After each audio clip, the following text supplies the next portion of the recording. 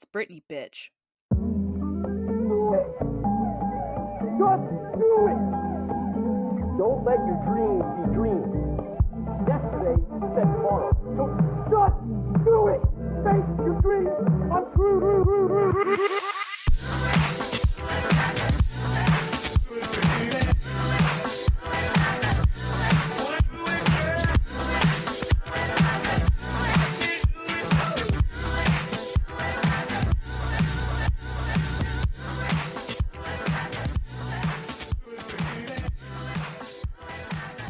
Hello, and welcome to Screen Tones, where we talk anything and everything webcomics. Today, we're going to be talking about aesthetic and how to keep track of it. I'm Rennie, I use she, they pronouns, and I make the webcomic Kate Blast. My name is Crispy. I use she, they pronouns, and I make the webcomics Ghost Shunk Sickness and Lunar Blight. And I am Ray. I use they, them pronouns, and I make the comics On Empyrean High and Overlord of Ravenfell. What is an aesthetic, and how does it differ from style? Well, they're two separate things. An artist's style is the way that they work, it relates to their equipment and their working process, and their aesthetic is how their art looks. Aesthetic is the vibes and what the art feels like. So let's dive in. So, what does it mean to have an aesthetic? An aesthetic is pretty much how you want your art to feel. It can imply genre. It can take from already made thing like Art Nouveau or grimdark or pretty much anything. It's a way to help you understand the story that you're creating, not only for yourself but also for your future readers. And it's also good for building your reputation because a lot of artists tend to lean toward a certain aesthetic in their work. Or like Clamp, you could go the opposite direction and within your style create a variety of different aesthetics to do various different genres. Like X has a different genre from Magic Knight Rayearth, which has a different aesthetic from Clover and everything like that. Yeah, I think an aesthetic is really just like a tool to use to sort of express what the comic or the story is about at its core. Because, like, when you have a super defined aesthetic, it's very easy to just skip a few world building steps in your brain as a reader or a viewer. Like, if you go in and you're watching a movie, say, and you know that it's a steampunk movie, the movie doesn't have to tell you at the start of the movie, yes, this is set in Victorian times in England, but everything's made of steel. It doesn't have to give that prologue.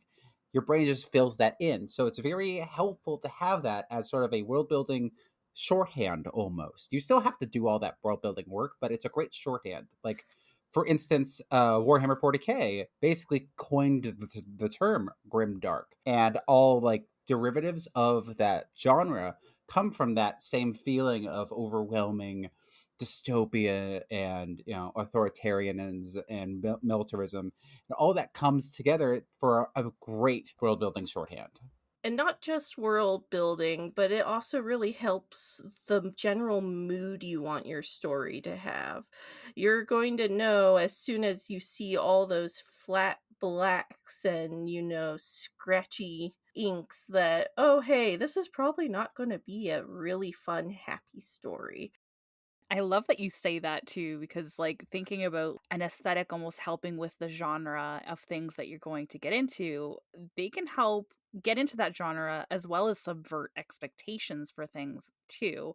We'll dive into that a little bit deeper later. But one of the things that I do like to point out is that, when you're drawn to a certain aesthetic, you have that also tell to be like, okay, from the way that this looks, I can tell that we're going to have some kind of steampunk genre kind of vibes going on. You can kind of tell where we're going to go with those stories. And like Rennie said, it's a really good world building shorthand so that you don't have to over explain where we are and how we got there and anything like that. So it's a very, very good tool and a way to recognize your own work and as well as hone into what exactly it is that you want to tell.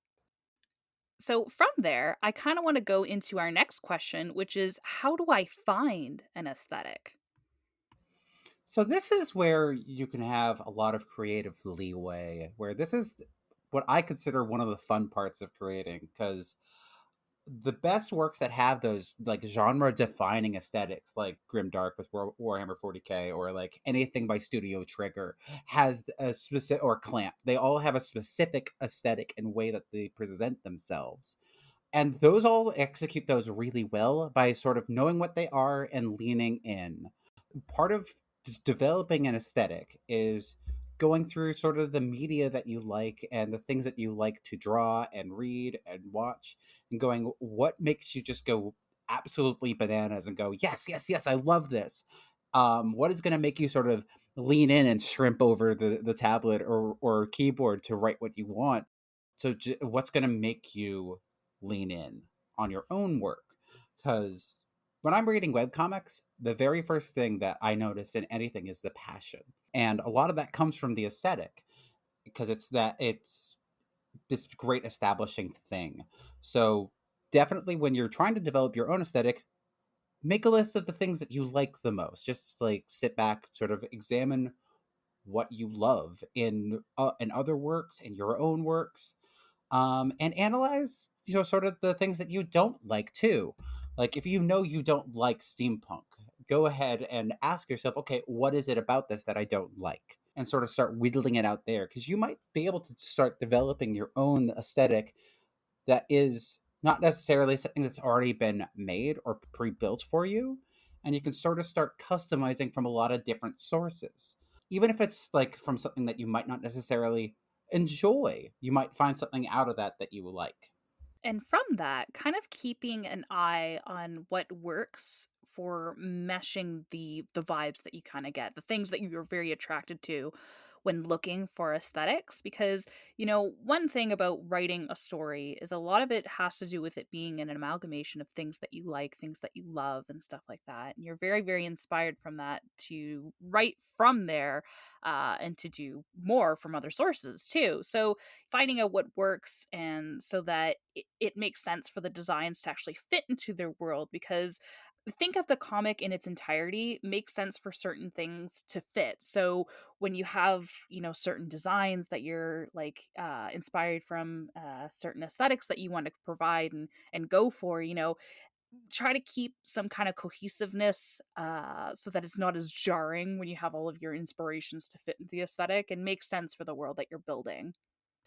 Yeah, it's like one of the things about finding an aesthetic is you don't have to throw in everything but the kitchen sink. You can just limit it to one or two and tell the story effectively with just those and save the other aesthetics for another project. Like how Clamp would use something more akin to blue woodblock prints for XXX or pop art for Tokyo Babylon. You don't have to use everything in one project. And another thing you could do is look at the influences of your influences in your research and see where they're getting their ideas. So you can maybe crib on that a little bit too for the aesthetic.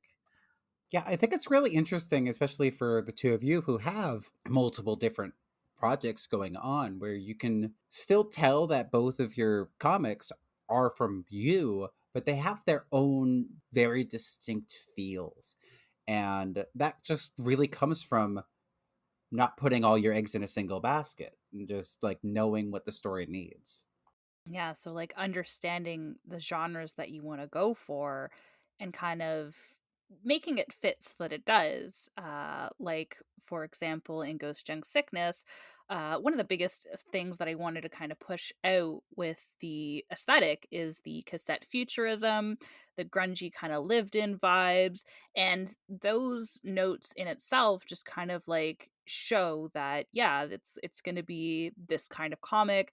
We're going to have these kind of vibes, possibly this kind of subject matter, and so that people aren't, totally blindsided by guns being there or someone maybe losing a leg. So it's not totally out of the realm with how it's portrayed, because the aesthetic is just how it looks, it's how it's portrayed, it's how it's going to be presented to your audience or to your new readers and stuff like that. It's how you draw people in. Our next comic, Lunar Blight, is a horror comic. So we went with something a little bit more fanciful, a little bit more gothic, and, something a little bit more classical, to kind of lure in those kind of vibes, as well as having the monster design and something a little bit more horrible beneath the surface kind of thing. And that just helps solidify what the ideas are going to be. It's going to be very jarring if I decided to write, I don't know, some kind of story about a magical cat on a journey to a mountain, and the art is just like all about dragons instead, and there's like no Rainbow Mountain. It's actually like really, really dark. I'm not here to subvert genres. I'm just like, oh no, I really want to write my story about Rainbow Cat Mountain, and I have no rainbow cats, nothing mountainous, nothing that indicates that this is a journey about Rainbow Cat Mountain. I'd read Rainbow Cat Mountain. Heck yes, you would. Comic ideas right here. Free for the taking. Oh, yeah, and, like, I like how you said that the aesthetic can really help you build that audience, too. One of the things that you get a lot of people doing when they're sort of browsing webtoons or webcomic library or whatever, they're trying to find things that they like, and I call it the equivalent of walking through the bookstore and literally judging the book by its cover. Because I do this too, where I look through walking down the bookstore, the manga shop, and I go, is this gay enough? Is this gay enough? Oh, this cover looks kind of gay. Let's look at it. So that's what's really going to first draw people in, is the aesthetic and how they feel. So like the people that know and love like Gynax films or Evangelion are going to be more likely to pick up my comic because they already know what to expect and they already like it. Yeah, that really does have a lot to do with it. It's like I can go on Webtoons and probably pick out just by the cover and not even the genre which one's a romance and which one's a horror. And I know for like on Empyrean High, I wanted like a fantasy adventure type story. So I decided to go more of a Art Nouveau aesthetic for that one than Ravenfell, which is a comedy, so it's kind of like nice clean lines and a bit more cartoony than Empyrean. So it's really just you got to have an aesthetic that suits the story. And with that, it is absolutely okay to subvert those expectations as well. Like I've mentioned earlier in the podcast, is that you can subvert your expectations. If I was writing a story about Rainbow Cat Mountain and I wanted to be like, you guys expected Rainbow Cat Mountain, and my art is all about rainbow cats, but then you open some pages and find out that we're gonna take a turn, and it's not what you expect under. What a twist! I can't keep a straight face. But yeah, if it was like that, like I could use that to my advantage to draw in a certain kind of crowd and then have that excitement of turning that on its head. Madoka Magica does something very similar to that, where, the art style is very cute and fun and stuff like that. And then the tone changes at a certain part in the series and expectations have been subverted. You're just like, oh wow. And this was one of the beginnings of that dive into the darker side or something like that. But they've done it successfully in a way that I love. So it's fun to see that being the hook when you get people into that. So it works successfully there. Yeah, and so like one of the other ones that really subverts expectations is Junji Ito's Cat Diary, which is just a diary about how he got his cats, how he grew to love them, and it's drawn like a horror comic. It's like really unsettling to look at, but it's literally just him about and his cats. Or Way of the House Husband, which is drawn like a Yakuza drama and is literally a slice of life about a house husband who is a ex Yakuza taking cute Instagram photos of the bentos he made his wife. So it's really good to just use it to play with genres just by changing the aesthetic to what you don't expect. And I do feel, though, it does have to be somewhat intentional. Otherwise, it can be very jarring to, like, read a really grim, dark story and everything is bright and colorful and happy. Yeah, it really absolutely has to mesh well, and you have to lean in with some intention. And that's where like the really leaning in part comes from, where it's like if you're leaning in over a cliff, like are you doing that with intention? Because if you're not, you're going to take a tumble. But if you're doing that with intention, it's just going to be way different, way more better good. I love that you said that. There is something to say with pulling it off successfully when you have something that you want specifically to have an aesthetic divert those expectations. And I do see falling into something that looks very, very cartoony, very, very cute, but the subject matter turns out to be completely different and in a bad way, in something that is absolutely dark, absolutely hard to parse and stomach when you have these like really, really cute kind of characters do that. Now they did do that a lot with something called Happy Tree Friends back in the day. Um, but that was what it was. It was exactly supposed to be like, oh, this is literally going to be fuzzy, cute animals absolutely being eviscerated. And that was just all it's about. But when you have a story that you want to have some kind of subject matter, to have a dialogue about stuff, and the art doesn't mesh and the aesthetic doesn't mesh with what you're telling, it could really, really be jarring for readers. And that's yeah, again where like the intention comes from. But I think one of the things that I've noticed the most is when that sort of big jarring thing works the best tends to be more comedy, because like the way of the house husband or Dunji Ito's cat comic, or one of my favorites is Steve Lichman, which is just a drawn in the style of like He-Man or like Skeletor, and it's just this lich, just like acting like it's like a day at the office, and it's hilarious. But like all those have one thing in common, that it's done for comedic effect. It's really difficult to sort of make it work the other way around. And that's probably where Madoka Magica comes in subverting the expectations and not being a comedy. But it's also supposed to be jarring, and it's also not cartoony enough, I think, to be weird about it, pretty much. Gosh, we could do a whole episode on Madoka. I Oh, know. probably. Next jam session. We got it. So why is having an aesthetic good? Well, we have said an absolute plethora of reasons as to why, but I'm going to dive in a little bit deeper on the fine details. Aesthetic has a lot of expectations, as we've kind of discussed. You know, when you go into a library or bookstore or Webtoons, Tapas, any kind of platform that hosts webcomics, you're kind of like, I'm seeing something, I'm expecting something from it. I'll pick it up because of my expectations that I'm going to do. So, again, aesthetic is just that vibe, that look, everything that kind of comes from it at that surface level, as well as when you dive in. So, it really helps with marketing.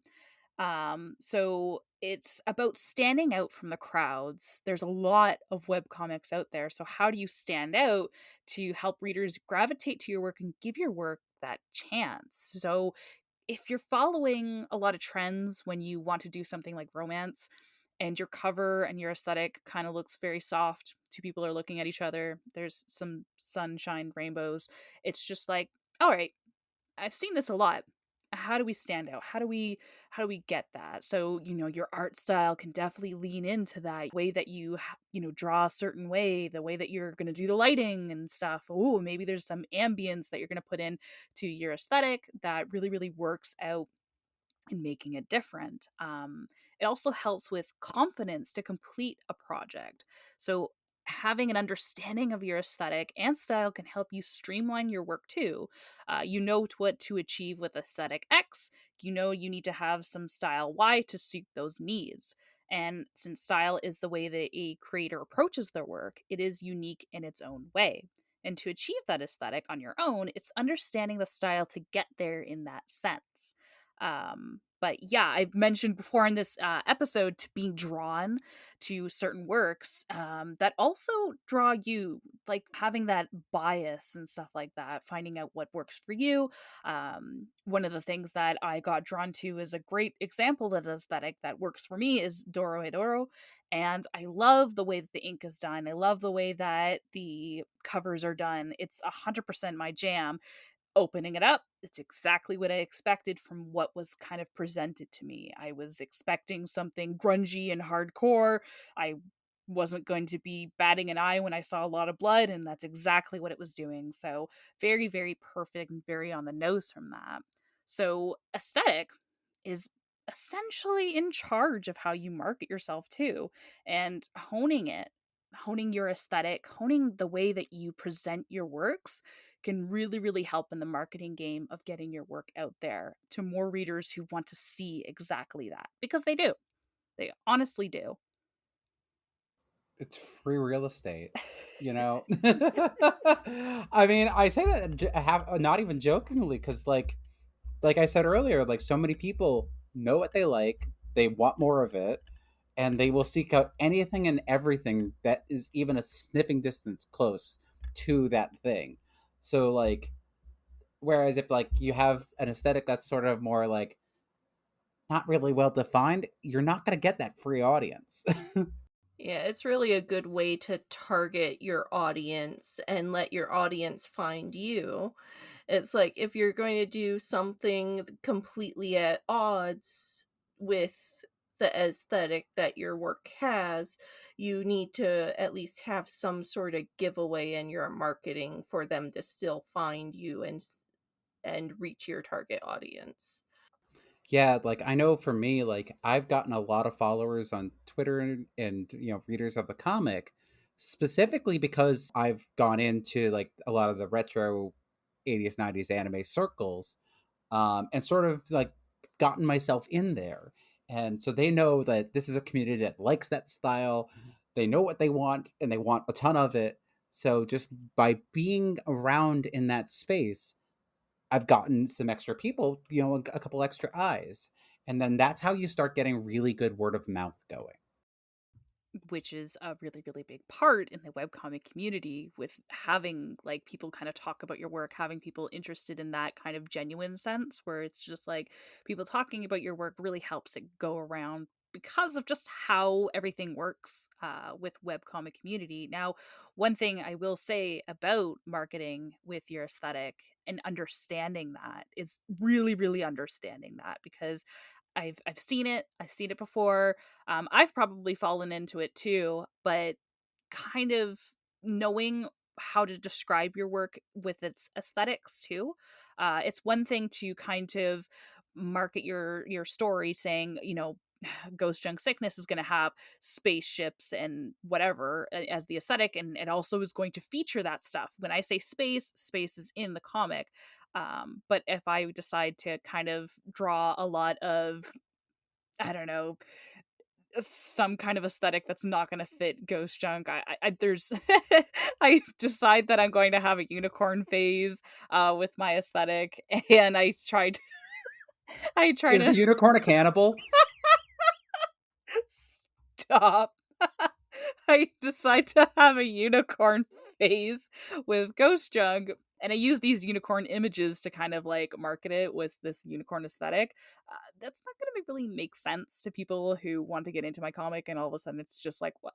I clicked because there were unicorns, and now where was the unicorns? And that's a good point. It's like I want my comic for On Empyrean High to appeal to Final Fantasy fans. So of course the aesthetic that I have that they're probably going to like most is all the airships that are floating around. So of course I'm going to put those in my art.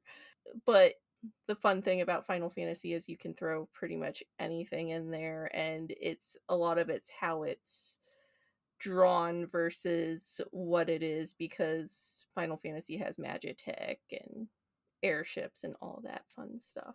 And you're absolutely correct there because it's the vibes. And like we've said in the beginning, aesthetic also encompasses the vibes that you have with the work. And you have on Empyrean High, which totally hits those notes for like, oh yeah, classic Final Fantasy.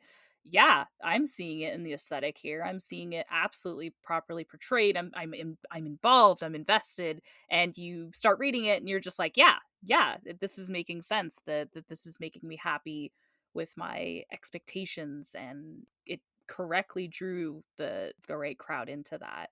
So that plays a lot into it. Thinking about how you present your illustrations, how you present the way that you market things, versus what's actually in the book. So try to extrapolate what makes the aesthetic work. I would hope that a lot of this is done in the planning stages of the art, because webcomics, comics in general, have that illustrative medium to it. That's going to be part of it. Kind of extracting what really is the aesthetic of this particular story, because like Ray had mentioned, Clamp, as a team of creators, manga creators, make a lot of different stories. They have the same style. When you look at Clamp work, you're like, yeah, that's Clamp, but the aesthetics change depending on the title that they have. So really, really honing in on what makes that special really helps. One thing that we could also talk about, because webcomic time, is you might not always have your aesthetic solidified when you start.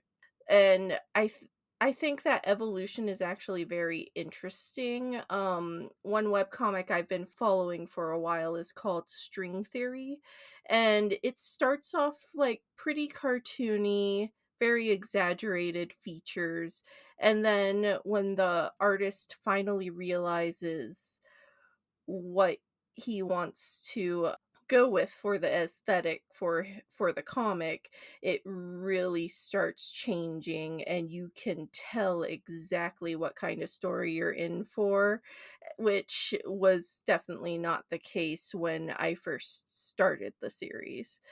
But now you can definitely tell it's not a happy story. It's very intense, very dramatic. So don't worry too much if you're still figuring it out. Just realize that the images you put out into the wild are going to pretty much leave an impression on what kind of story it is.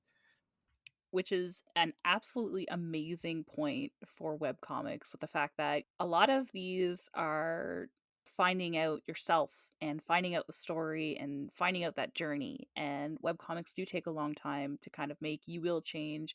You will understand what you kind of wanted about. And that's okay. That's perfectly awesome. I think that they're a beautiful tool to kind of figure that out. I know that I've changed over these years creating Ghost Junk Sickness, and it's cool that things have changed over time, and I've understood what the story is going to look like and be about, and kind of feel in that. So, like Ray said, don't worry about that. I think that making it and creating it, having that journey, is gonna kind of help solidify what it is to you in the end. It's all part of the process, baby. Heck yes. I guess with that, I did want to ask, are there any last points that we kind of want to poke at aesthetic? Give the old run around with that, or I'm good. I hope that stays. I'm good. I'm good. Oh, okay. All right. I think this is a wrap Yeah, I think this is a buffalo chicken wrap. time. Okay. I've been Rennie. You can find my comic at kateblast.com. And I've been Crispy. You can find my work at ghostjunksickness.com and lunarblight.com. And I am Ray. You can find my comic at empyreancomic.com, and you can find Overlord of Ravenfell on Webtoon. We'll see you later. No, we Now, won't. you know who had a great aesthetic? Who? Brittany. Oh, gosh, Brittany. I love Brittany. Like her 90s aesthetic. Thank you for listening to Screen Tones, a webcomic podcast. Want to know some other ways to support us? Check out our Ko-fi at ko-fi.com/screentonescast, where your support will help us create more episodes, reach cool extra bonus goals, and keep us talking about anything and everything webcomics. You can also find us on Twitter, Tumblr, Instagram, and our Discord server. Thank you so much for listening, sharing, rating, and supporting, and we'll see you next time.